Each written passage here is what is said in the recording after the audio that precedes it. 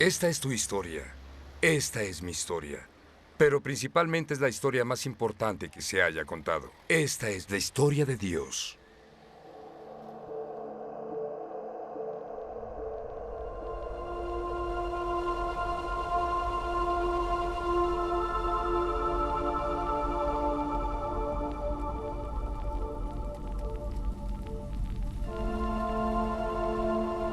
Desde el mediodía y hasta la media tarde, toda la tierra quedó sumida en la oscuridad, pues el sol se ocultó. Como a las 3 de la tarde, Jesús gritó con fuerza: Elí, Elí, lama bactani, que significa: Dios mío, ¿por qué me has desamparado?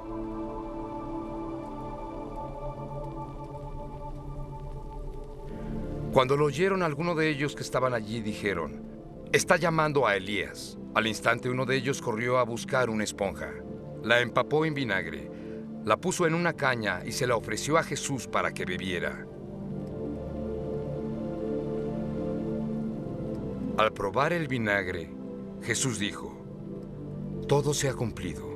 Luego inclinó la cabeza y entregó su espíritu.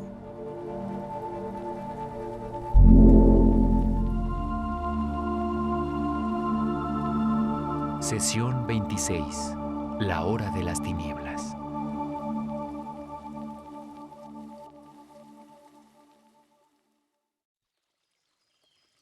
Toda esta historia comenzó en el capítulo 1. Nos dieron un asiento en primera fila para la creación del mundo. Nos dieron una probadita de la pasión de Dios.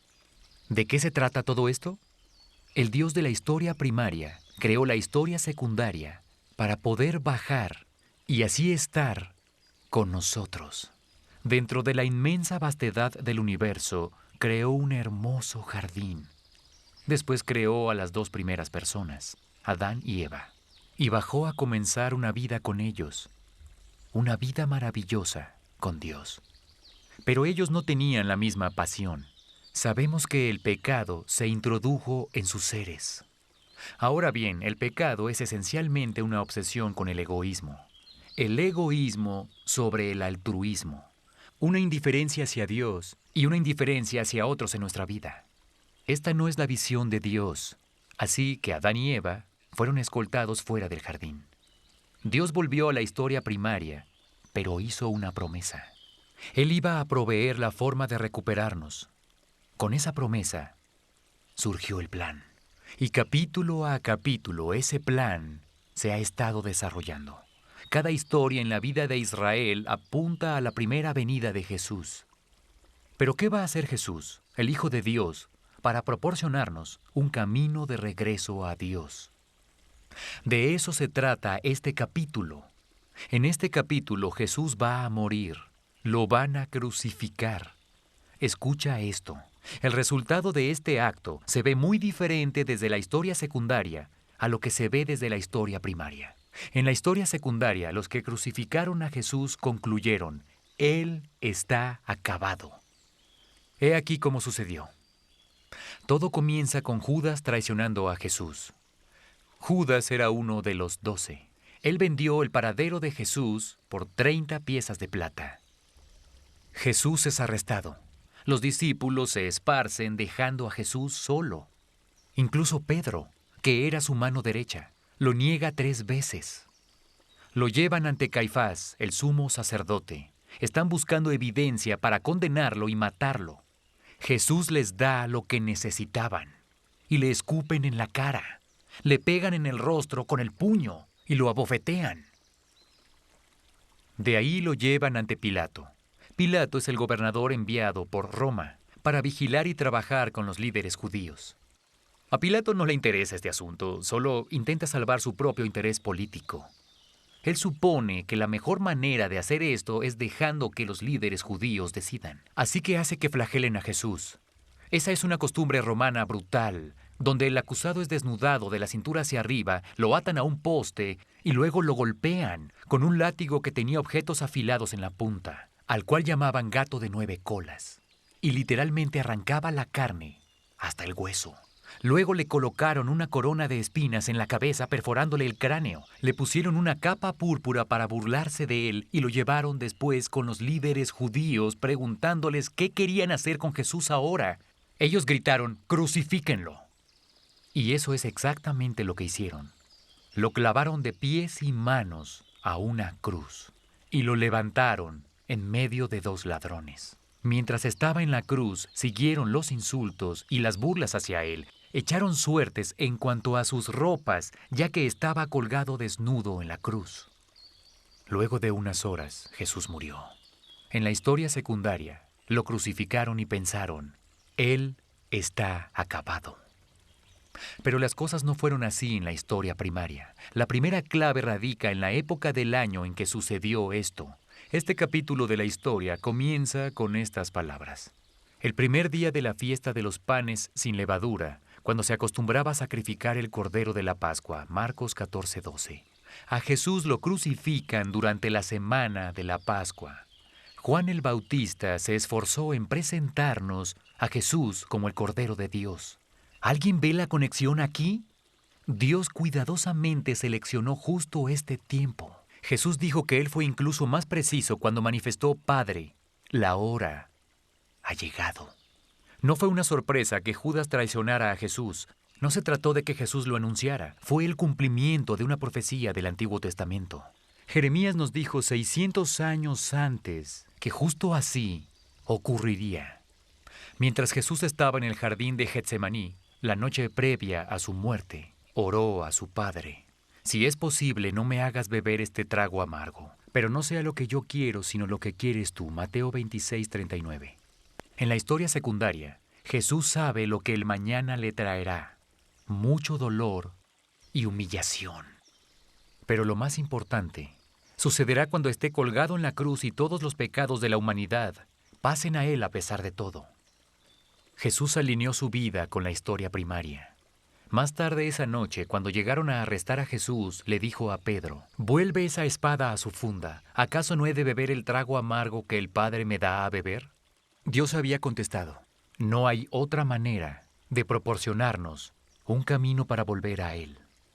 Cuando parecía que los discípulos lo habían abandonado, es porque así Dios quería que fuera. En Juan 6:39, Jesús les dice que es la voluntad de Dios que no perdiera a ninguno de sus discípulos. Ellos no lo sabían entonces, pero se refería a este momento. Y cuando se esparcieron, los estaba protegiendo de la muerte.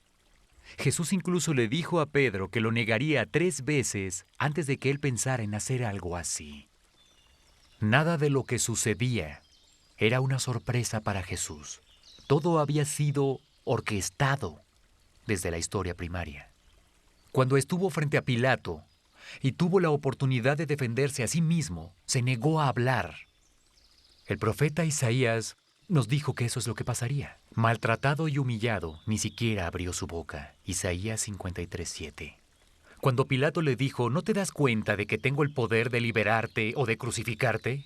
Jesús le respondió, no tendrías ningún poder sobre mí si no se te hubiera dado de arriba. Juan 19:11. Dios está en control de todo lo que sucede. Cuando se burlaron de Jesús, le gritaron insultos, menearon la cabeza e incluso echaron suerte sobre toda su ropa. Ya David había pasado por eso exactamente 1000 años antes. Cuantos me ven se ríen de mí, lanzan insultos, meneando la cabeza. Salmo 22:7. Se reparten entre ellos mis vestidos y sobre mi ropa echan suertes. Salmo 22:18.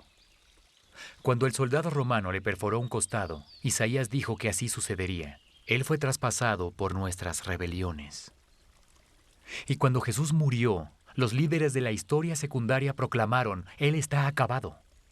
Pero Jesús desde la historia primaria dijo, todo se ha cumplido. Esa no es una declaración de derrota, sino de victoria. Él está diciendo que la obra que vino a hacer ha sido completada. El Cordero de Dios fue sacrificado. Se ha pagado el precio del pecado de una vez por todas, para toda persona. Judíos y gentiles, esclavos y libres, hombres y mujeres, malos y aquellos que pretenden ser buenos. Isaías nos dijo que el plan de Dios era que Jesús fuera nuestra ofrenda expiatoria.